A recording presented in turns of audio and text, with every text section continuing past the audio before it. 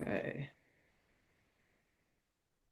Welcome back to our monthly webinar where Lynn Acton and I explore various topics. Or mostly Lynn is going to share some awesome information on cribbing as well as various other things that we've commonly called vices, but she'll, I think, shed light on new language around that. But the reason I am really interested to explore this more, Lynn, is as we were mentioning before hitting record, I've encountered through my years of training several cribbing horses.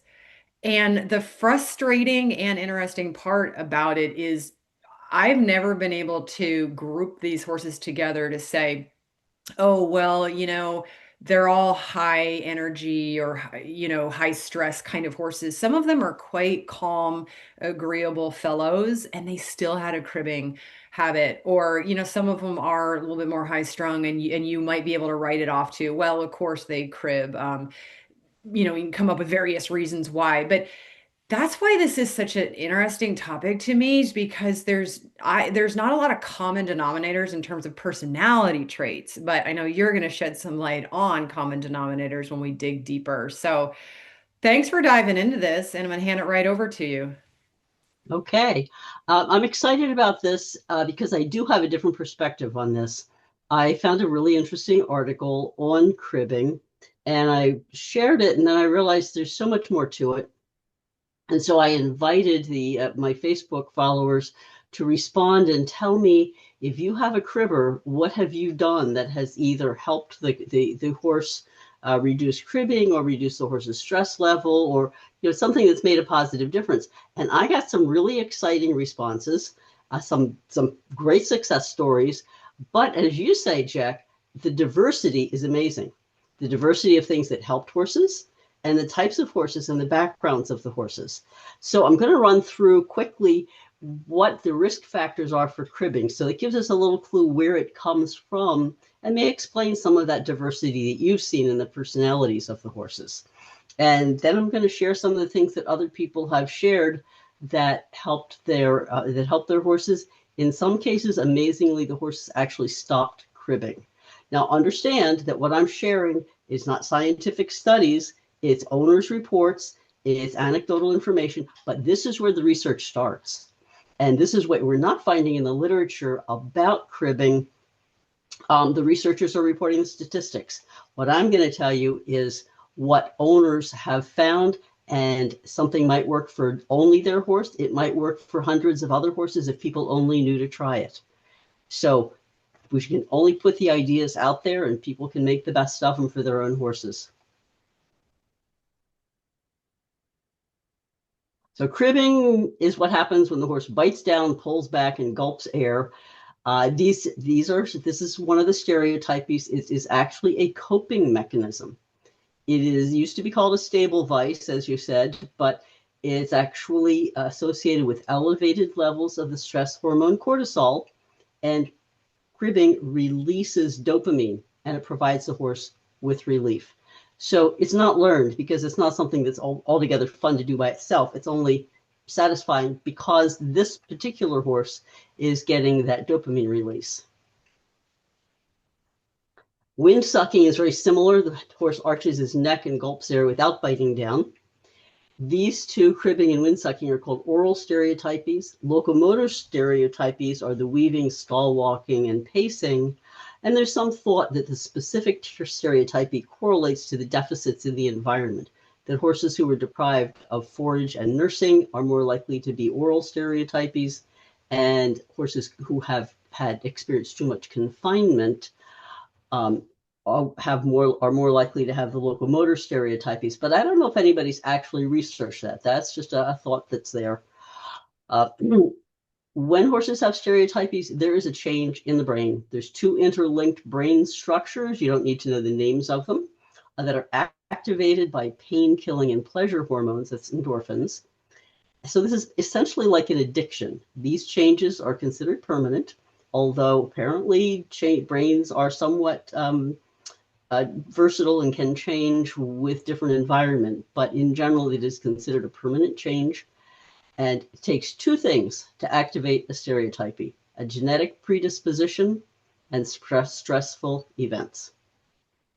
An estimated 5 to 15% of domestic horses crib, and I'm going to focus most on cribbing because that's where the most of the research has been. But I think an awful lot of what we say about cribbing is going to apply to the other stereotypies as well.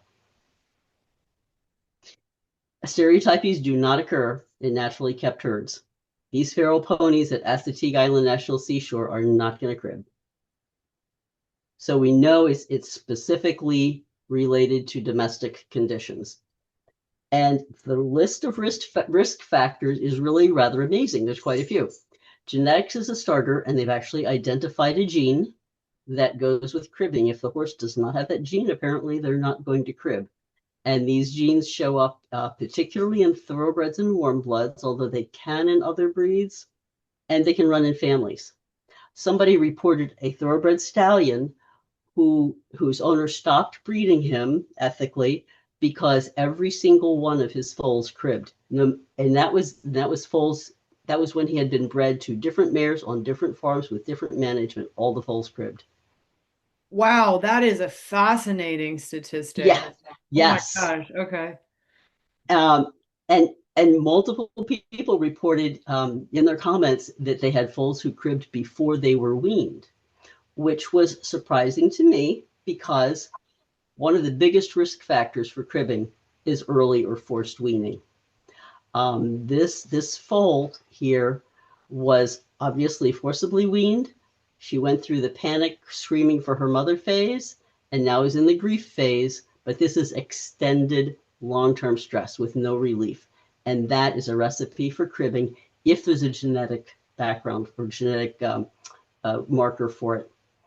So stall confinement and social isolation just increase the risk. Most stereotypies emerge within a few months of weaning.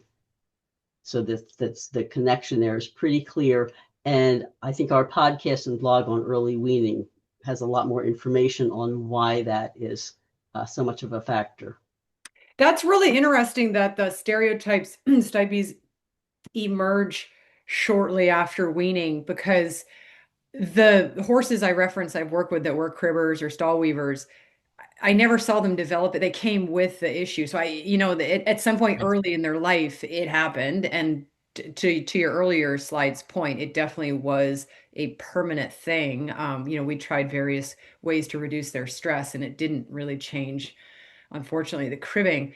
So that was one of my questions I wanted to ask you, and you already answered it. It was like, typically, are these behaviors, do they start early in life and then just get deeply embedded? And it sounds like for many horses, that's a yes.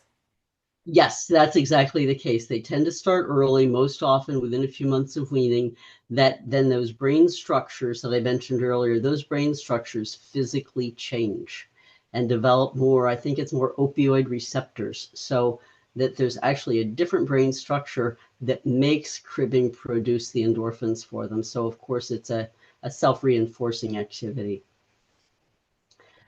And the other connection to early weaning is that foals who are weaned early are usually fed concentrates, and that quadruples the risk of cribbing.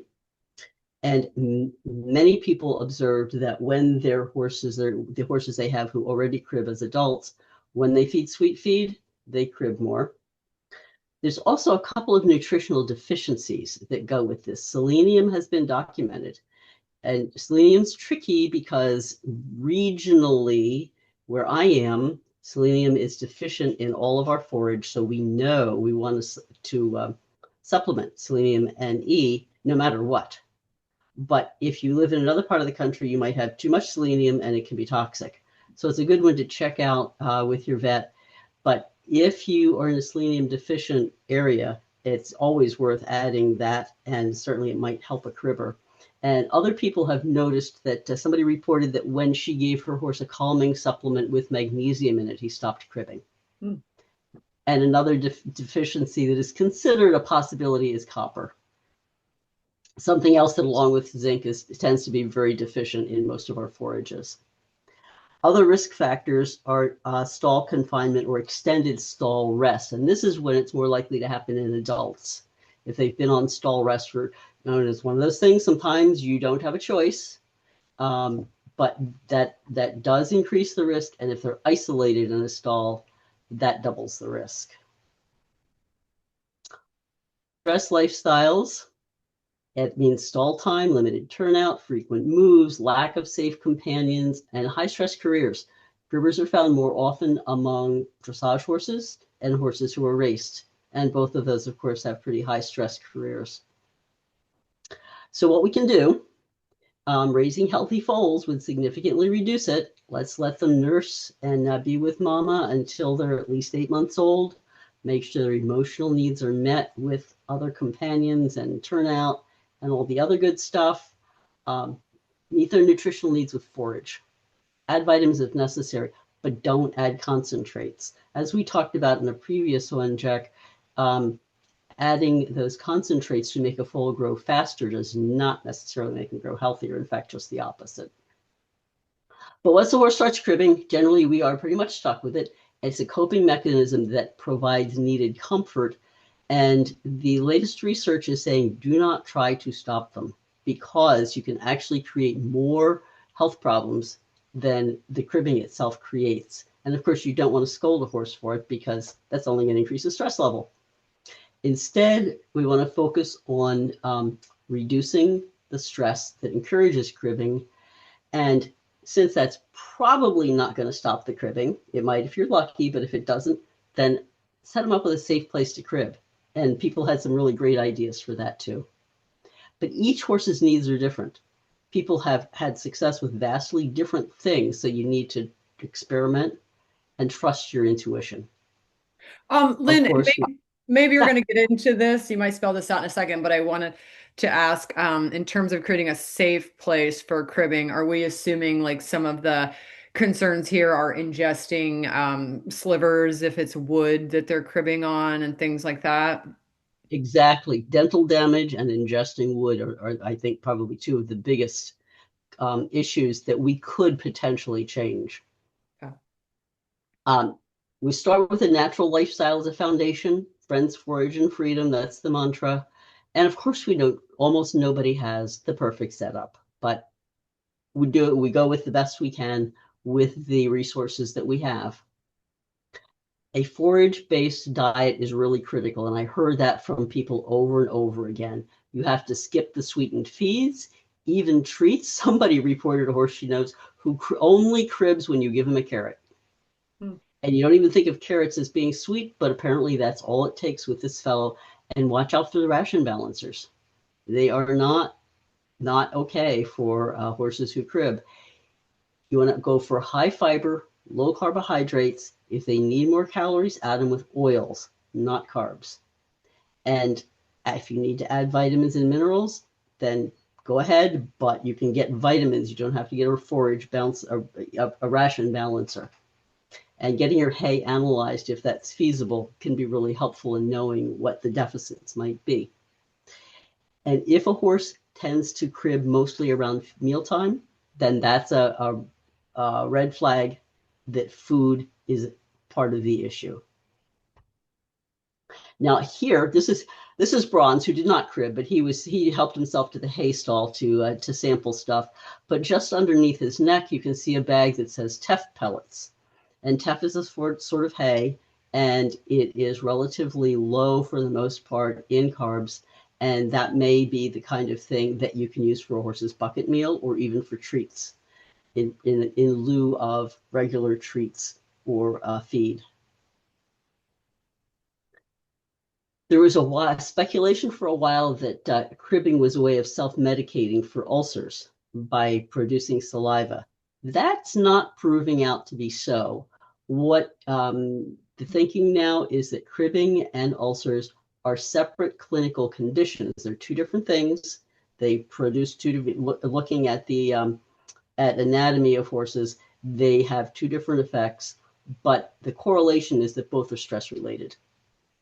So if we can reduce the pain that goes with the ulcers, that's likely to reduce the cribbing. And of course, reducing stress helps both conditions. I never read anything about using herbs with horses who crib, but And herbs need to be used with caution. They are medicinal, and that's the point. So you need to know what you're treating. You need to choose the correct herbs or combinations, and be careful of contraindications. You don't want to give them to pregnant mares, a lot of them, and watch out for long-term use. Some are not good for long-term use. But one person reported she had a horse with the gastroesophageal reflux disease who cribbed, and so she put a teaspoon each in the horse's feed of marshmallow root powder, slippery elm bark powder, and licorice root powder. The horse actually stopped cribbing. So using herbs appropriately, and I'm not giving this out as a recipe that everybody should try on every horse, but it's an example of something that worked, that was the right thing clearly for that horse, and was certainly more workable financially and healthier for the horse than staying on omeprazole for the rest of his life. Mm. But you should always consult a qualified herbalist or a veterinarian who's familiar with herbs. Dr. Joyce Harmon is a good choice for that. She has done a lot of research with herbs. If stall rest is required, and Shiloh's just demonstrating here, and Brandy's in the stall next to her, and the idea being you want to provide as much view as possible. You want to make the stall as unconfining as possible when stall rest is required. And I keep forage in front of her 24/7 if possible, and try enrichment like mirror, stall toys, hanging games. Somebody said the traditional way to handle this is you hang a turnip or a rutabaga in the horse's stall for them to nibble. Uh, there's whole Facebook groups focused on enrichment for horses. So something like that would be a resource if you're stuck with having to keep your horse stalled for a time. The issue that horses have, the reason they crib, is that they have too much cortisol. They're feeling the stress, and they want endorphins. They want dopamine. Well, positive experiences can create the positive emotions that go along with dopamine. One person took a horse who cribbed, put him in a pasture which happened to have lots of different trees and for shrubs and stuff, and she scattered his hay around, so he had to go foraging and find it. And so it was like almost like investigative behavior. So he had to go out hunting it down. So this would have been releasing dopamine. And after a few months of living like this, he stopped cribbing. And then he joined the rest of the herd and did well after that. In this particular picture, now these horses weren't cribbers, but what's happened in this picture was that there was a horse who was terrified of everything. And of course, for a cribber, that fear is going to raise the stress level. And the horse's fear was such that she could not even take her for walks and let her explore because the horse was dangerous. So she put her in a paddock with another horse who was very bold and confident and scattered treats amongst all of the equipment in here. The scared horse stood back and watched while the confident horse went out and scouted out treats and then began to join in. And once that horse joins in and starts using her curiosity, we've got dopamine going. And so that would explain why that horse who had to scout out for all of his hay was able to stop cribbing, because he spent more time in a positive emotional state from having to go out and find his own hay. So we're really replacing those stress hormones with the feel-good brain chemicals they need. Addressing pain is big. Several people said that their horses stopped cribbing after chiropractic adjustments. A lot of other people said that they cribbed less, especially right after an adjustment. One of them said, that's how I know he needs an adjustment, when he starts cribbing again. Somebody else reported she had a myofascial release clinic at her farm and used her cribber as one of their demo horses. And then they practiced on that horse. So this horse got lots and lots of this myofascial release, and she stopped cribbing. And this person felt that the particular issue had to do with pain in the horse's pelvis. Of course, we know referred pain can go any which way. Massage is another one that people report has been helpful. Of course, you always want to look at saddle fit and hoof care as sources of pain because pain increases stress, stress increases the perception of pain. Dental care is another biggie.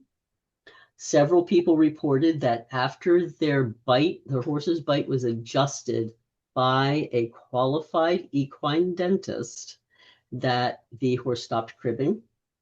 A couple said that they cribbed less. The important thing here is this needs to be a qualified equine dentist.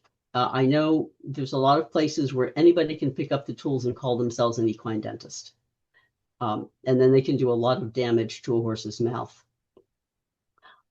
So if you don't already have a good equine dentist, a source would be the International Association of Equine Dentistry. In order to become a member of that, a person needs to have extensive detailed training in dental work on horses. Much more so, most vets will tell you, than vets ever get in vet school.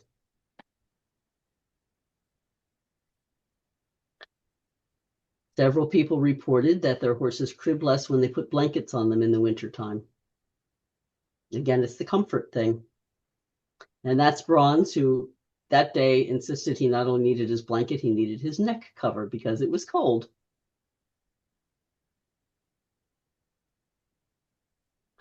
And here's a really intriguing one. CBD, it has been, seems to me that's been advertised as like the greatest thing since sliced bread. It's supposed to fix everything that's wrong with everybody. Mm. So we need to be very careful about these. But what I've got here, the use of this as a novel treatment for oral stereotypic behavior in a horse was a study printed in the Veterinarians and Animal Science Journal. It actually was not a study, it was an experiment. There was a single horse who cribbed so incessantly she didn't eat enough. And so her life expectancy was being impacted by this. So it was worthy of a pretty radical intervention. So the use of the CBD was very carefully monitored with all sorts of testing, and the behavior was monitored. But over time, this horse actually went from cribbing like 20 some hours a day to not cribbing at all. Hmm. So again, maybe this is the only horse in the world this will work with. Maybe this represents a large percentage of horses. Nobody knows. But with the CBD, you really do have to be very careful about claims from people who have something to sell you, which is unregulated, and promise you the world. So I did see an article by Dr. Joyce Harmon, again, about CBD, and that would be a good place to start, is to check out what she has to say about it and whether she has a suggestion of how to use it and where to safely get it. Sometimes, no matter what we do, they're going to crib anyway. And in fact, unfortunately, that's the majority of cases, even though there was an exciting number of horses who totally stopped cribbing when their owner found just the right thing to take care of them, or the right combinations of things. But when it's inevitable, you don't want to completely take it away. One person crib-proofed her entire farm, and 20 minutes later, her horse was starting to colic. Mm. So, of course, she had to uncrib-proof a place for him to colic or to crib. So, if you need a designated spot for him, you may be able to contain the damage. This person arranged a bar around her horse's food and water buckets.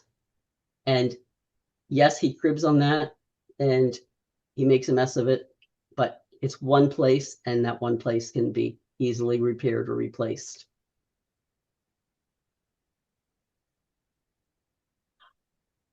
You can reduce damage. A couple of ideas here. One person put PVC pipe over the horse's stall door so he can't crib on it. The other person has tree limbs fall down periodically in her pasture, so she just leaves them there, and the horse cribs on the tree limbs that have come down. But I would be concerned in both those cases with dental damage and, of course, ingesting the wood. So we have some other ideas. One is putting the corrugated drain pipe, cut that open and put that over top a stall door or your designated cribbing place that you haven't crib proofed. Um, Again, that might be a little hard on teeth. A friend of mine put layers of carpet over her horse's stall door, and she said she just replaced the carpet as it wore out. He cribbed there happily for the rest of his life, and his cribbing did not shorten his life expectancy. Other people have noticed horses have cribbed on a rubber covered stall chain, on the side of a rubber made stock tank, and even on a rope dog toy. Anything, it's like, get creative. Anything that will satisfy the cribbing urge without causing damage to something important and without their ruining their teeth, wearing down their teeth or ingesting something that they shouldn't be ingesting. I think this is such an important point because it's a reminder that even when we do everything right to reduce stress and they have a natural environment and we sometimes think we can solve everything. What we're talking about, cribbing and some of these other situations like stall weaving, they just don't go away, despite our best efforts. And sometimes what you're describing is just you accept it and you create a space that's hopefully they're not going to suck down wood slivers when they crib. Like this is the best thing to do. I've seen the carpet roll used in several cases that's a good option. And I wanted to make the case, maybe you are going to touch on this, Lynn, that for most of the cribbers I've seen, they do tend to use one location for their cribbing. I have known a few horses that would crib on anything throughout the day, a fence post, a metal, fence gate. But a lot of the horses I see that have a habit of this, they have like the designated spot that they tend to go crib on. And so you could make that spot as safe as possible. That's a great idea. I've been lucky enough not to have ever be responsible for a cribber, so that's good to know, and that certainly would make it easier than knowing they have a designated spot to just pad that with carpet or whatever works and make it safer for them. And to your point, if somebody has a cribber and they try everything and the horse still cribs, don't feel bad. It's not your fault. Right. You inherited a problem that came from somebody else, from something in his background, and sometimes you can't fix it because remember that the brain structures have changed, and you can't change them back. So if your horse still cribs anyway, then you just find a way to live with it and appreciate him for who he is.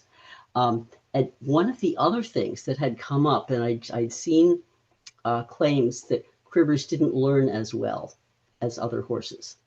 And I think that might come from the idea that when horses are under stress, they don't learn well. But, as you've said, there's cribbers who don't appear to be under stress immediately. They're functioning just fine.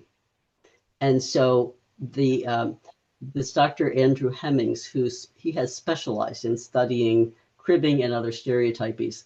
And so he did a study of cribbers and weavers compared to controls who did not have stereotypies.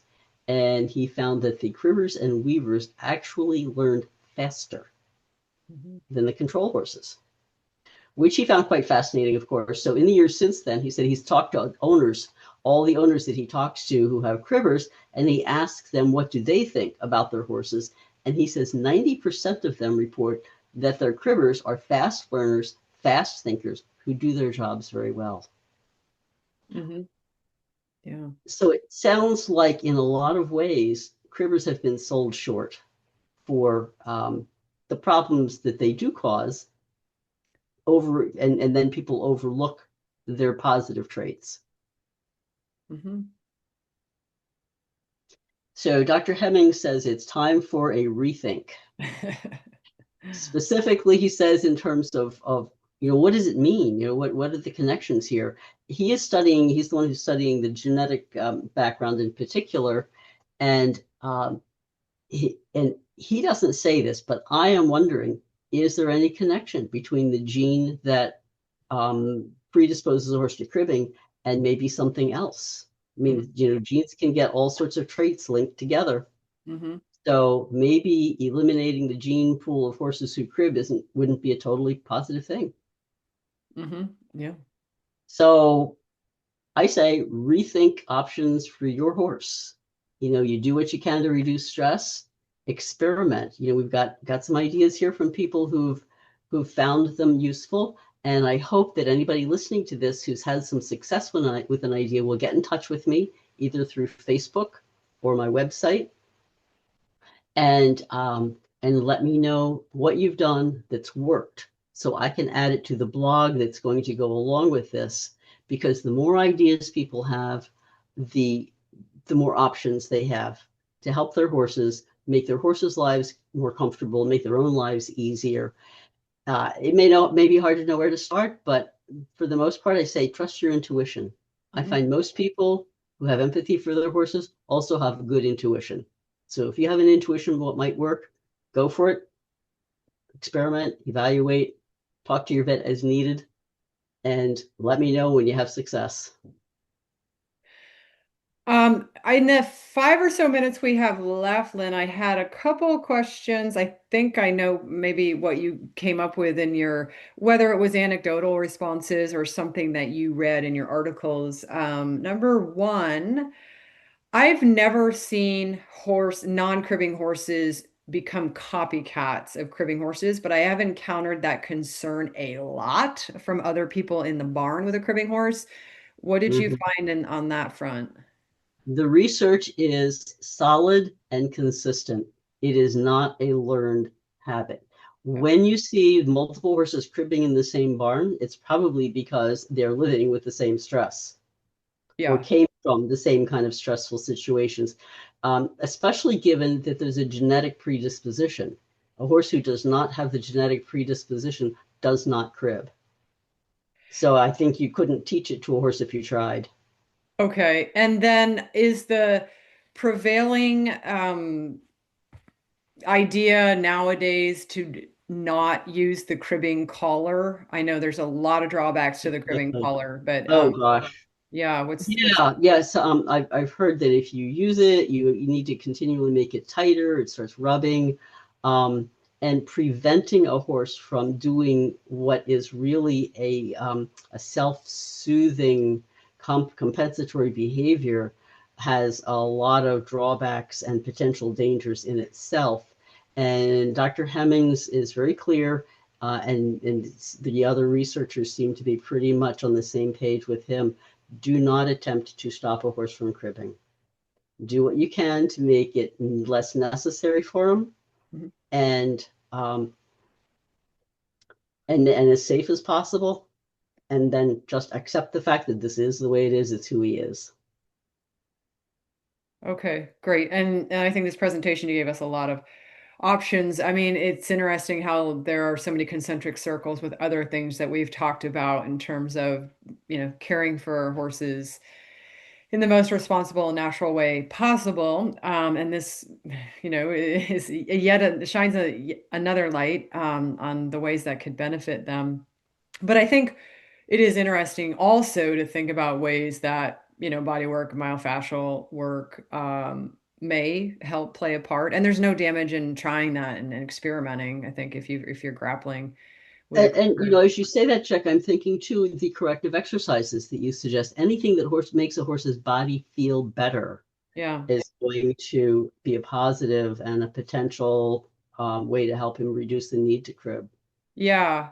And then I think the last question I had, and I think it's probably impossible to cleave this apart from the outcome of general stress in a horse's life, but There has been ideas that cribbing horses more prone to colic. Now, that said, I haven't, the horses I've worked with that were cribbers over the years, I wouldn't say that they seemed more inclined to colic than other horses. But again, I'm not sure if there's any data or research because it seems like it would be hard to extrapolate the cribbing as being the effect versus just other things. No, actually, there has been some study of that, and it appears there is something of a correlation there, or something, yeah, something of a correlation. They may be slightly more likely to colic and more likely to have a very specific type of colic. Oh, okay. So it's not a huge statistical difference, but there is some reason for concern there. Okay. Okay. But the main point being that preventing cribbing might be more likely to cause colic. Yeah, yeah, from shutting it down. Yeah, one of your earlier slides. Um, well, thank you so much, Lynn. This was great. Yeah, and I encourage people to chime in the comment section or join Lynn's page, add your feedback. And it's such an important topic, whether your horse is a stall weaver or windsucker or cribber. Appreciate the feedback and thank you so much, Lynn. This was great. Thank you, Jack. See you next time. See you next time.